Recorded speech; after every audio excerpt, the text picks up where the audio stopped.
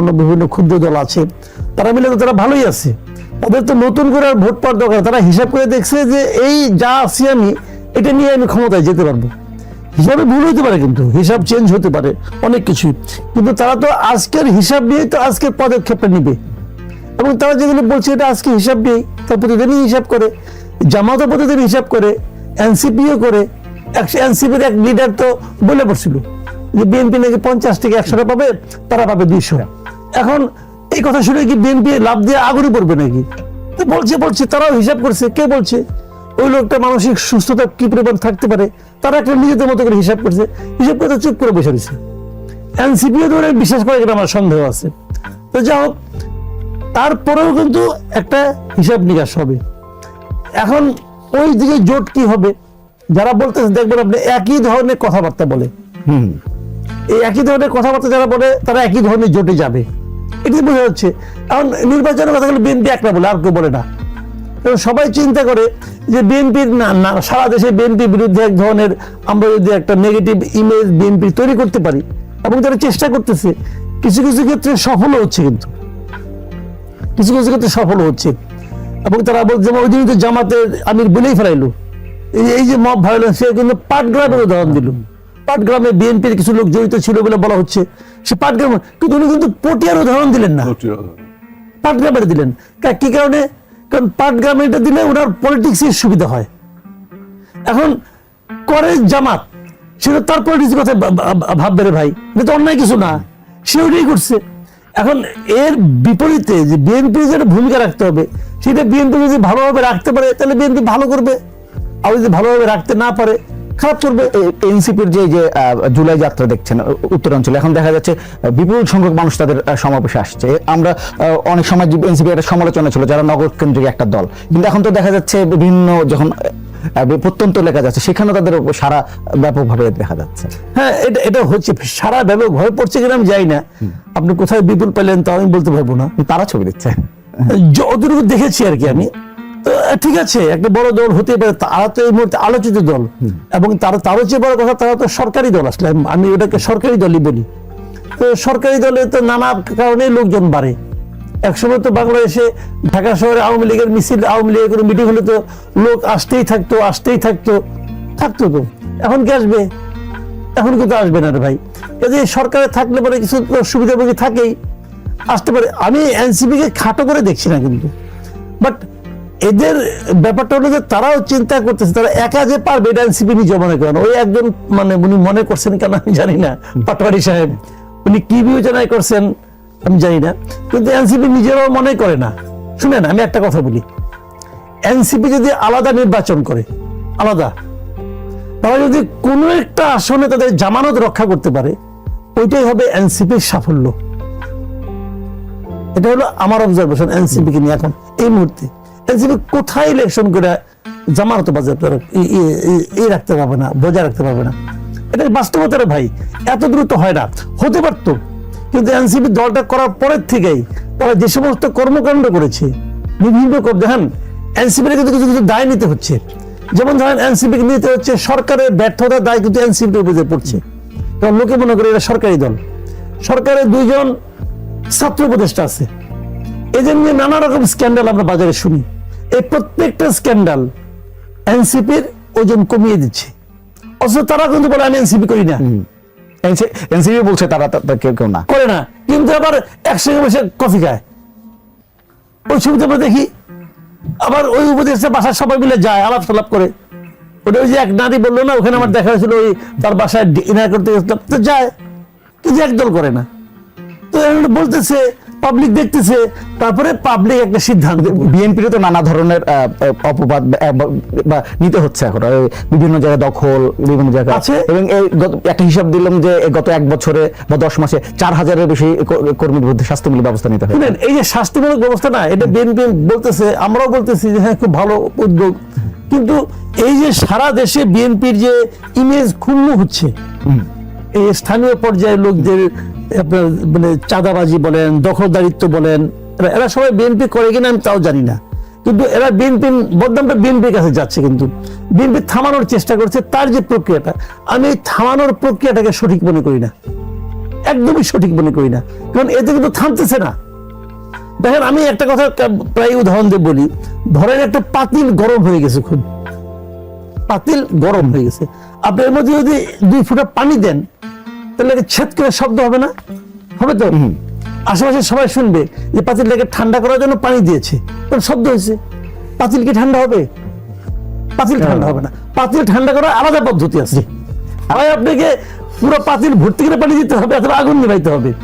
সেই পদ্ধতিতে বিএনপি যাচ্ছে না। কেন যাচ্ছে না আমি জানি। আমি তো আজ রহিলা আপনার কাছে, কেন আপনারা যাচ্ছেন না? আপনাদের তো এক ধরনের ইমেজ খুন হবে, নিশ্চয়ই আপনিও স্বীকার করছেন যে ইমেজ এক ধরনের। দেখেন, আমি এটাকে একটু মাসুদ ভাই সাহেব, আমি একটু অন্য ভাবে আলোচনা করতে চাই। যে চাঁদাবাজি, সন্ত্রাসী, এগুলো কিন্তু it's a case of individuals, it is not a case of political decisions, তাই না? ওই ইন্ডিভিজুয়াল যখন আপনার এটাকে বৈধ নিতে চায়, তার সেই চাঁদাবাজি, তার সেই সন্ত্রাস, তার সেই দখলবাজি, তখন সে পলিটিক্যাল পার্টিদের নামটা ব্যবহার করে। তখন আপনি দেখবেন যে পলিটিক্যাল পার্টিজ কি সেই ইন্ডিভিজুয়ালস এর বিরুদ্ধে ব্যবস্থা নিচ্ছে না, নাকি অস্বীকার করছে, নাকি ডিনাই করছে। আমরা দেখেন প্রতিটি ক্ষেত্রে আমাদের এই অ্যাকসেপ্টেন্সটা আছে যে আমরা যে ইন্ডিভিজুয়ালসরা যে সমস্ত কাজ করে পার্টির নামটা ব্যবহার করছে, আমরা তখন কিন্তু সেখানে ব্যবস্থা নিচ্ছি। ইভেন পুলিশকেও আমরা বলেছি তাদেরকে গ্রেফতার করুন। সুতরাং আপনি টোটাল জিনিসটাকে যদি পলিটিসাইজ করেন, যে পলিটিক্যাল উদ্দেশ্য নিয়ে চাঁদাবাজি, যে বিএনপি চাঁদাবাজি করছে, আমি বলছি এই ন্যারেটিভ থেকে যুক্তিযুক্ত ন্যারেটিভ হবে যে একজন ইন্ডিভিজুয়ালস, এটা তো চাঁদাবাজি তো ইন্ডিভিজুয়ালস এর একটা ব্যাপার। আপনি দেখেন যে এনসিপি, এইগুলো বলে কি না, আমি বলছি আমরা ডিনাই করছি না, অ্যাকসেপ্ট করছি। এনসিপি আজকে দেখলাম যে সার্জিসের একজন ব্যক্তিগত সহকারীর বাসার থেকে নাকি কি টাকার বস্তা টস্তা পাওয়া গেছে। আমি ইউটিউবে দেখছি নিউজটা, আমি দেখিনি। হ্যাঁ, টাকার বস্তা টস্তা পাওয়া গেছে। দেখিনি। আসিফের পিএস দেখলাম যে তার 200 কোটি টাকা সে নাকি, এরকম দেখলেন না? আরো এরকম বিশেষ করে ডিসি নিয়োগে এবং বাংলাদেশের বিভিন্ন প্রান্তরে হাট বাজার ঘাটে তাদের ব্যাপক চাঁদাবাজি, সন্ত্রাসী হচ্ছে। এখন এনসিপি কে আমি মাসুদ কামাল ভাই যেভাবে বললেন, আমিও ঠিক একইভাবে বলতে, এনসিপি যদি আজকে সরকারে না থাকতো, তাহলে তার ওই যে একটা সিট পাওয়ার কথা বললাম, যে একটা সিটে যদি সে পায়, সেটা হবে বড় অ্যাচিভমেন্ট। তা যদি আজকে সরকারে না থাকতো, জুলাই আগস্টের যে সময় তাদের যে ভূমিকা ছিল, সেই ভূমিকা থেকে তারা যখন দল গঠন করলো, তাদের থেকে সমস্ত ছাত্র সংগঠন মিলেই তো এই বৈষম্য বিরোধী, তারা যখন দল গঠন করলো, তখন অন্যান্য ছাত্র সংগঠন বেরিয়ে গেল, তখন তারা একটা ছোট দলে পরিণত হলো। তারপরেও যদি তারা সরকারের সাথে, উনি বলছেন না সরকারি দল, আমি এইটাই বলি, সরকারি দল না হয়ে সরকারের সাথে চ্যালেঞ্জ করে বা ক্ষমতাকে চ্যালেঞ্জ করে যে রাজপথে থাকতো, যেটা জাসদ করেছিল।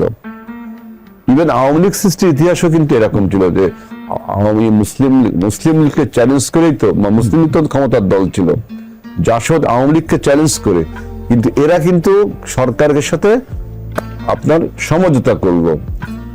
এখন জাসদ চ্যালেঞ্জ করেও টিকে থাকতে পারলো না তাদের ভুল নীতির কারণে। এখন এনসিপি তারা কি কোনো রাজনৈতিক ইডিওলজি আমাদের সামনে দিয়েছে? তারা দেশটাকে কিভাবে দেখতে চায় তার কোনো ফরম্যাট কি আমাদের সামনে দিয়েছে আপনার সুন্দর করে, নাকি বিচ্ছিন্নভাবে কথা বলছে? কখনো বলছে পিআরের কথা, কখনো বলছে গণভোটের কথা, কখনো বলছে গণপরিষদের কথা। এই সমস্ত ওয়ার্ড তারা ব্যবহার করে, they are using many words, many lexicons, many terminology, they innovate this time.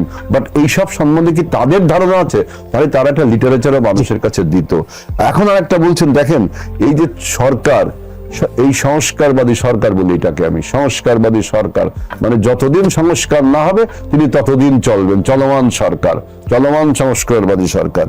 এখন এনারা আপনার এই সংস্কারের নাম করে যদি বিভিন্ন রকম ন্যারেটিভ তুলে নির্বাচনটা দিতে দেরি করে, তাহলে কি হচ্ছে? তাদের সামনে মানুষের ভুল ধারণা হবে না যে সরকারকে আন্তরিক হতে হবে। বিএনপিও কিন্তু লার্জেস্ট পলিটিক্যাল পার্টিজ, বিএনপিও আন্তরিক হতে হবে যে বিএনপির এবং সরকারের দায় আমার দৃষ্টিতে প্রায় সমান, আমরা to hold a free and fair election. কারণ আমাদের 4 বার দেশ চালানোর ক্ষমতা রয়েছে, অভিজ্ঞতা রয়েছে। অন্য যেসব রাজনৈতিক দল আছে তারা তো আমি বললাম এখনো আমাদের nationwide দল। মাসুদ কামাল, বেশি সময় পাবো না, একটু আমি আমাদের যে দ্বিতীয় শিরোনামটি ছিল পরিবারতন্ত্রের অবসান ঘটাতে হবে নাহিদ ইসলামের আহ্বান। এই আহ্বানটি বা এই দাবিটি কিন্তু এনসিপি বেশ জোরে সোরে সামনে নিয়ে আসবে এসে বলছে। এই দাবিগুলো আসলে বিএনপির জন্য এখন কতটা অস্বস্তিকর যখন এই দাবিগুলো বলছে? অস্বস্তিকর তো কিছুটা আছে, আবার কিছুটা নাই কেন দেখেন আপনি, কয়েকদিন আগে আমি দেখলাম যে আপনার তারেক রহমানই দেখলাম ওনার ফেসবুক অ্যাকাউন্টে উনি কিন্তু একটা ছবি দিয়েছিলেন যে ওনার মা ওনাকে ক্যাপ পরিয়ে দিচ্ছেন, মুকুট পরিয়ে দিচ্ছেন, এবং ওইটা কিন্তু বলছেন যে এটা নিয়ে আলোচনা হোক। মানে উনি তো এটা দেওয়ার অর্থ তো এটাই যে এই কার্টুন এখন আর দেখি না, হওয়া উচিত। তার মানে উনি ওনাকেই কিন্তু সমালোচনার মধ্যে নিয়ে আসছেন।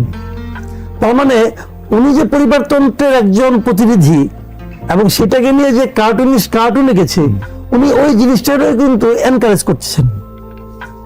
সমালোচনা হোক, সমালোচনা হতেই পারে, কাজে এই সমালোচনাটাকে আমি অবশ্যই করি। এখন পরিবারতন্ত্র আমিও সমর্থন করি না ভাই। এখন পরিবারতন্ত্রের নেগেটিভ জিনিসটা কি? যেমন ধরেন সে যোগ্য না, অথবা তার কোনো কন্ট্রিবিউশন নাই, এখন সে পুত্র অথবা কন্যা এই যোগ্যতায় এনে এসে হাজির হইলেন, এটা হলো রিয়েল পরিবারতন্ত্র। আমাদের সবগুলি দলের মধ্যে এই ধরনের পরিবারতন্ত্র কিন্তু আছে। আওয়ামী লীগের মধ্যেও ছিল, বিএনপির মধ্যেও ছিল, আবার জাতীয় পার্টির মধ্যেও আছে। জাতীয় পার্টি এখন যে চেয়ারম্যান সে কে? তার তো ভাই, বোঝাই যাচ্ছে আরেকটা অংশে তো বউ। তো এখন এগুলি তো আছে, কেউ ছাড়তে চায় না পদ। তারপরেও আমি একজন নেতাকে দেখলাম যিনি নাকি এটাকে সমালোচনায় আনতে চাইলেন। আর আনতে চাওয়ার মানে আমি মনে করি উনিও চেঞ্জ হতে চান, উনি হয়তো তাহলে উনিকে সমালোচনায় আনতে চাচ্ছেন কেন। কিন্তু তারপরে আমি মনে করবো, আমি ব্যক্তিগতভাবে পরিবারতন্ত্রের পক্ষে না, তবে যদি কেউ যোগ্য হয়, সেই যোগ্যতা যদি উঠে আসে, আমি তো কোনো সমস্যা দেখি না। কারণ আপনি দেখেন ইন্ডিয়াতে, দেখেন আপনার এখন ইন্ডিয়াতে কি হচ্ছে, ইন্দিরা গান্ধীর পরে রাজীব গান্ধী, রাজীব গান্ধীর পরে তার ছেলে, এখন হচ্ছে তো। এখন এই লোকগুলি কি অযোগ্য?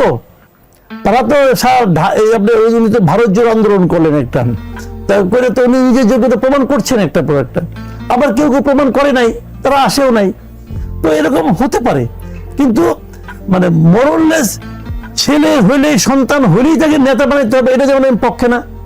আবার যেহেতু যে সন্তান তার যোগ্যতা আসেই না, আসে দেখবো না, সন্তান অতএব সে আসবেই না, এটাও আমি মনে করি। আমি তো